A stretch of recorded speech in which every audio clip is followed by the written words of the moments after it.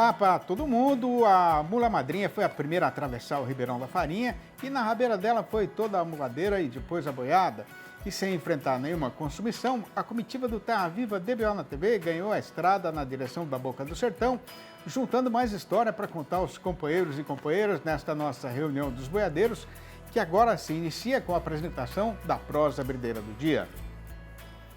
Se o amigo ou amiga pecuaristas que estão aí na frente da televisão acompanhando esta nossa falação estiverem numa hora de precisão, querendo resolver alguma questão a respeito do manejo reprodutivo do seu rebanho, mas não estão sabendo onde procurar a solução, é só perguntar que o Terra Viva DBO na TV está à disposição. E para dar atendimento a esta precisão, a gente anuncia a apresentação da nossa coluna Raças e Cruzamentos, com o zootecnista Alexandre Zadra.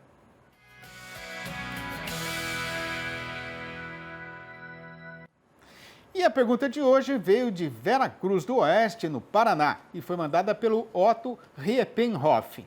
E eu já vou pedindo desculpas se eu falei o nome errado, né?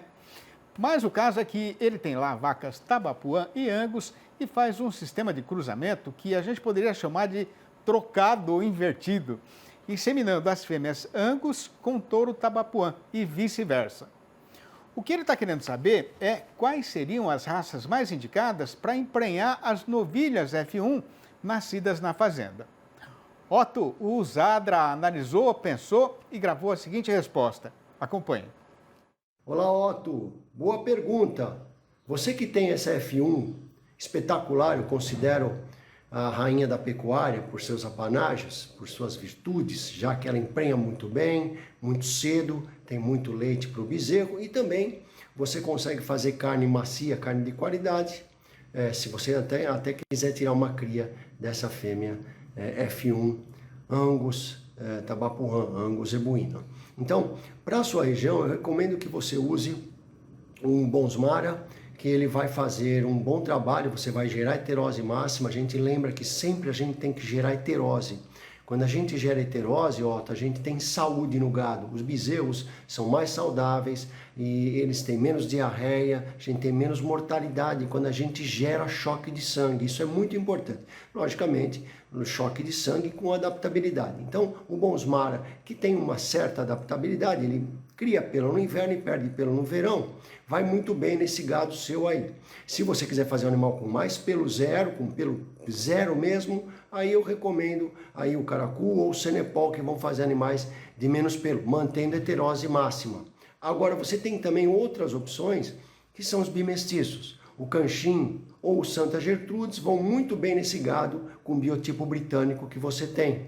Também é excelente opção. Você tem menos heterose, mas você tem uma boa complementariedade em termos de tamanho também. Agora, se você quer fazer animais, continuar fazendo animais europeusados, 3/4 europeu, porque já que você cria europeu aí puro a Angus, ela deve dar algum trabalho de carrapato e tal, mas se você pretende fazer o 3/4 europeu, você use o charolês ou o black cimental, que você vai ter ótimos resultados. Animais de alto potencial de ganho em peso, que logo eles sejam desmamados, se você caprichar na comida, eles vão para o abate cedo, ok? Espero ter respondido sua pergunta, Otto. Um abraço a todos e vamos para o campo!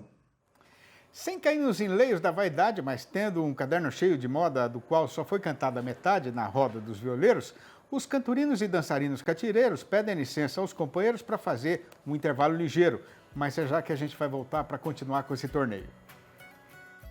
Para os companheiros e companheiras boiadeiros brasileiros, principalmente os que não são tão erados nesta lida de ganhar a vida criando, engordando e vendendo gado, o funcionamento dos ciclos de alta e de baixa da nossa atividade não são mais uma novidade. E todo mundo tem perfeito conhecimento de que, de tempos em tempos, eles vão acontecer. Assim mesmo, a questão é saber exatamente o que é que se pode fazer para sobreviver numa hora de grande dificuldade como esta de agora, com o custo de produção subindo sem ter parada e a nossa praça boiadeira largada e desembestada na descida da ribanceira. Pois então, para esticar uma prosa a respeito de como enfrentar esta situação, sem sair do prumo nem deixar o carretão perder o rumo, a gente está tendo a satisfação de receber a visita virtual do engenheiro agrônomo Gabriel Porcel Zilberlist, do setor de inteligência de mercado da Nutricorp, que vai participar do programa falando ao vivo pelo computador, diretamente de Campinas, aqui no interior paulista. Boa noite, Gabriel. Obrigado por você ter aceitado o convite para esta entrevista aqui na televisão. Seja muito bem-vindo neste nosso arranchamento eletrônico e internetico. Olá, Sidney, muito obrigado. É um prazer estar aqui para bater um papo aqui com vocês. O prazer é nosso. Ô, Gabriel, o que é que determina o fim de um ciclo e o começo de outro na pecuária? Sidney, o que determina o começo do ciclo ou o fim do outro é responder a pergunta. Para o pecuarista, o que vale mais a pena agora? Eu ter uma vaca e eu manter ela para o próximo ciclo, olhando o preço do bezerro, olhando como que as notícias estão falando que esse bezerro vai estar ali daqui a um ano, quando eu for entregar ele, ou esse mercado ele não está muito legal, ele não está muito atrativo, então para eu, pecuarista, vale mais a pena eu vender essa vaca, mandar ela para o frigorífico e abater esse animal e ter o reembolso de acordo com o rendimento dela. Então, o ciclo que determina esse ciclo de alto, ciclo de baixo, é qual ação ou qual linha que o pecuarista vai seguir para responder isso daí. Vou manter o bezerro ou vou vender a vaca? Agora, em que ponto do ciclo pecuário a gente está hoje no Brasil, Gabriel? Sim, para olhar isso daí, um dos primeiros pontos é o que você acabou de falar, né? O preço do boi cada vez caindo mais. Então, aqui olhando, vamos olhar os dados do CPE, é um indicador que ele mostra num panorama do Brasil todo, né? A gente traz o animal, ele saiu lá de janeiro de 338,50 no indicador para fechar dezembro com 292,10. Isso é uma desvalorização de 13,7%. O segundo ponto para mostrar para onde que a gente está é como foi o comportamento do mercado do bezerro, né? Então, o mercado do bezerro, a gente olha aí, ele saiu de 2.907 o animal para 2.421, 16,7%.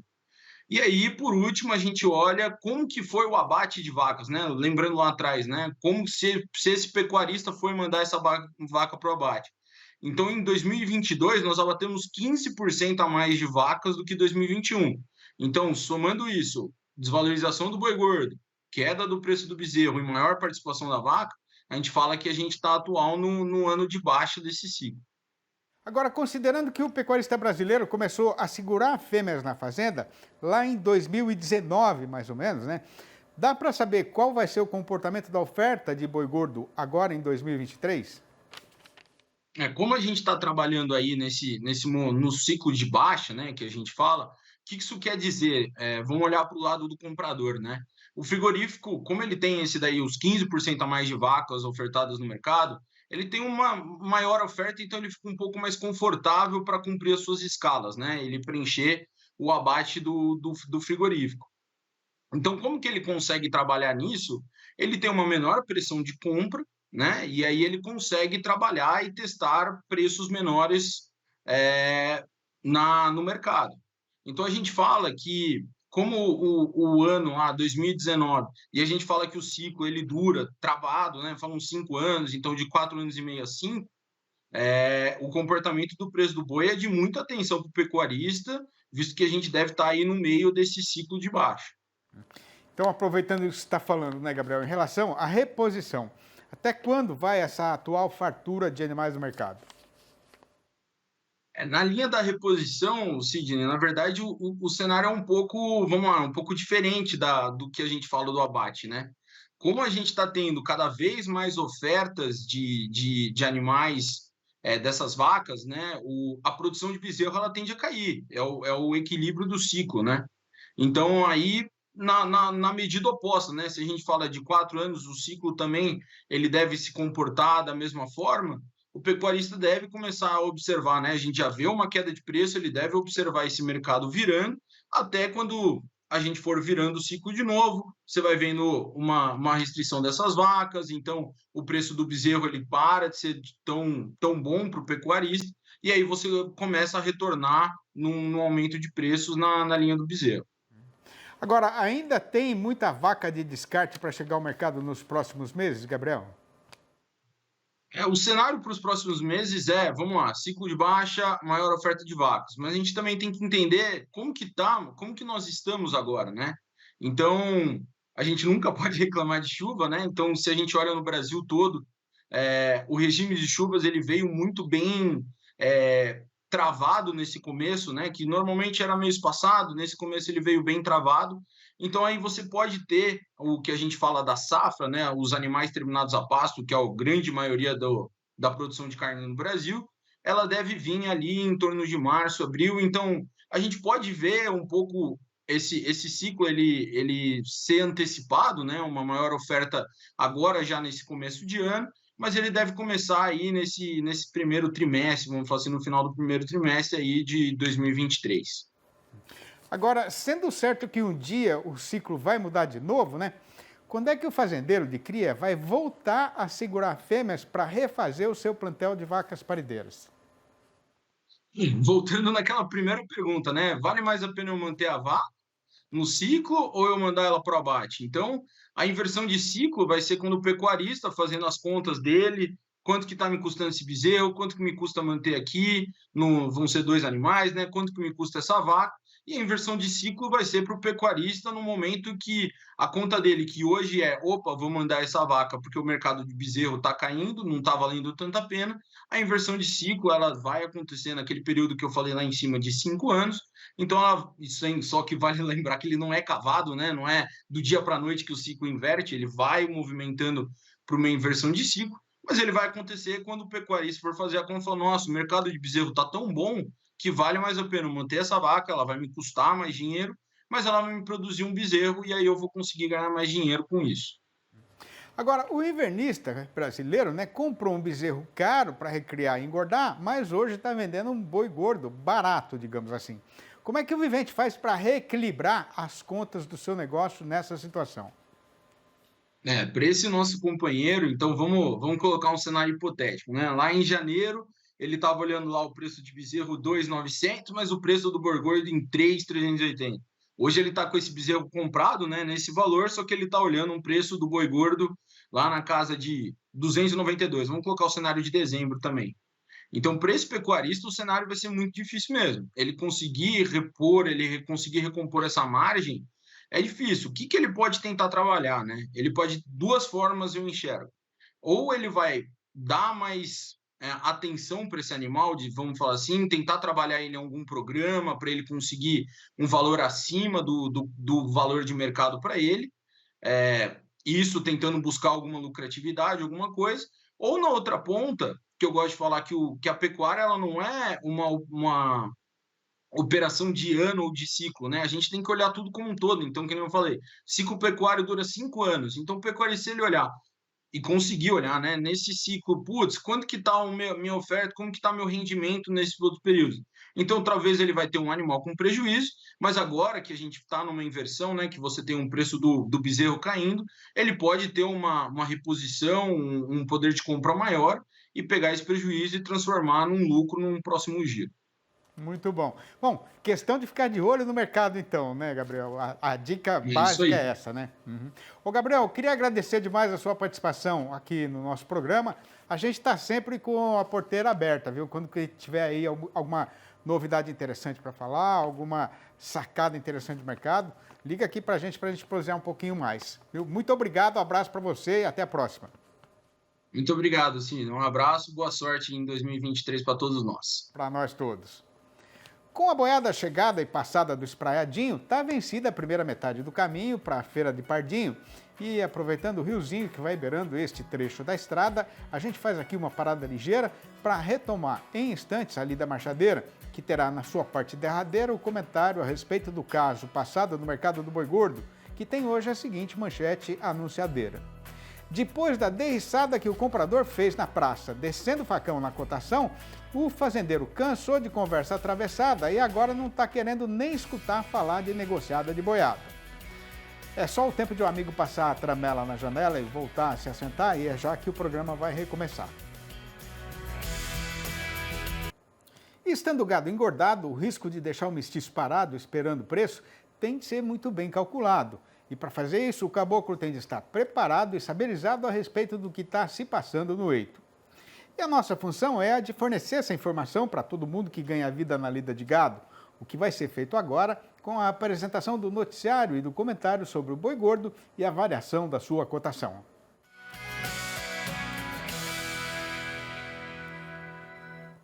Com Com o avançamento do calendário e o janeiro estando já chegado nos seus dias derradeiros, o nosso mercado pecuário, que passou o mês inteiro largado e despinguelado na descida da ribanceira, ainda continua debaixo de forte pressão derrubadeira, mas já está caindo numa toada bem mais compassada e dando sinais de que o carretão pode mudar de direção outra vez e, como já é da sabedência geral dos companheiros e companheiras fazendeiros, a principal razão desta situação atual é a inapetência do consumidor brasileiro, que está alongado por motivo de falta de dinheiro, né? Mas com o fevereiro fazendo a curva na estrada e anunciando já a sua chegada, agora não demora mais muito tempo para o trabalhador empregado começar a receber o pagamento do salário. Aí o açougueiro, que passou as últimas semanas solitário dentro do seu estabelecimento por causa do longo período de aperto financeiro da sua freguesia, já está mais animado, sondando o comércio atacadista de carne na intenção de reforçar o estoque na Câmara Fria e ficar preparado para o caso de acontecer mesmo um aumento do movimento, conforme é a previsão dos especialistas. É verdade verdadeira também, mesmo que o frigorífico continua com a geladeira quase cheia de mercadoria, né? E também tem gado já contratado em quantidade suficiente para montar uma programação de abate relativamente sossegada, que já está passando aí da primeira semana do mês que vem. Mas a questão é que o comprador tem de trabalhar olhando sempre um pouco mais para frente, levando em consideração a precisão futura do seu patrão. E aí a situação pode deixar de ser tão folgada quanto ela é atualmente, isso por conta da conjuminação de duas questões principais. A primeira delas é que, mesmo com a safra do capim já estriada e entrada na pecuária nacional, não está tendo enchente de boiada terminada em lugar nenhum do país. E a explicação é que o fazendeiro brasileiro, tendo comida à vontade nas invernadas, está segurando os seus animais, esperando para ver se o preço vai melhorar. Além disso, o pessoal do setor exportador, que andava meio ressabiado desde o final do ano passado, por conta da pressão baixista feita pelo comprador estrangeiro, já está otimista outra vez, por causa dos excelentes resultados registrados neste corrente mês de janeiro.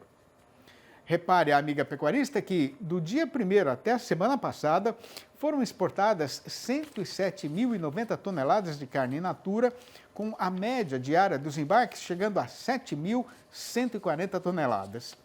Este volume representou um aumento de 8,6% em relação ao mês correspondente de 2022, que tinha sido simplesmente o melhor janeiro da história. E com o nosso considerado freguês chinês cada vez mais esfomeado, a indústria exportadora vai ter de agradar o fazendeiro para poder fazer o fornecimento, né? Só para o companheiro boiadeiro não perder o ponto de comparação, aqui na Praça Paulista, a cotação do gado criado, de acordo com o figurino exigido para exportação, está em R$ 275, falando em preço bruto, né? Enquanto isso, no balanço do dia da Scott Consultoria, foram apuradas mudanças nas cotações em 7 das 32 regiões pesquisadas em todo o Brasil e, de novo, em todas estas praças o preço caiu. No oeste do Rio Grande do Sul, o boi voltou para R$ 8,75 o quilo vivo ou R$ 262,50 por arroba, a prazo e já livre do fundo rural.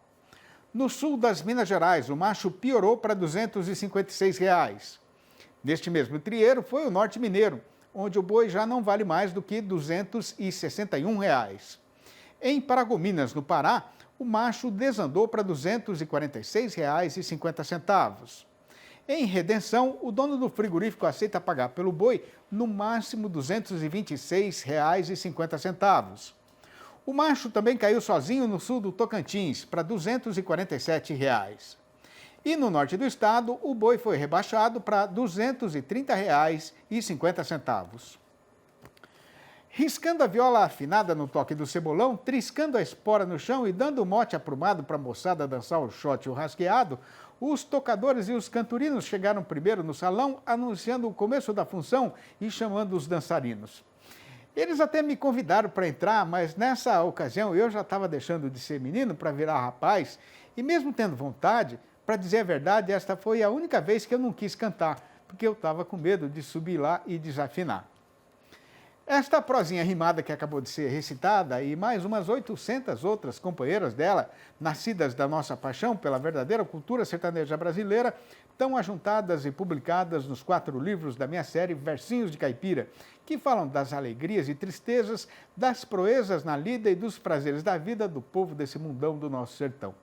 Se o amigo e amiga ainda não leram e quiserem saber como fazer para comprar um exemplar ou logo a coleção inteira, podem falar comigo mesmo ligando para o meu telefone particular, que é o 11 98224 1807. Eu vou repetir, 11 98224 1807. Ou mandar um e-mail para sidneymasco@uol.com.br ou ainda achar meu nome lá no Facebook. E com a satisfação de ter vencido com alegria e dedicação mais um dia nesta lida boiadeira e novidadeira, a gente faz aqui a nossa despedida, deixando prometida a volta do Terra Viva DBO na TV para amanhã, às 6h30 da manhã e às 7h25 da noite. Um abraço para todo mundo e até mais ver então.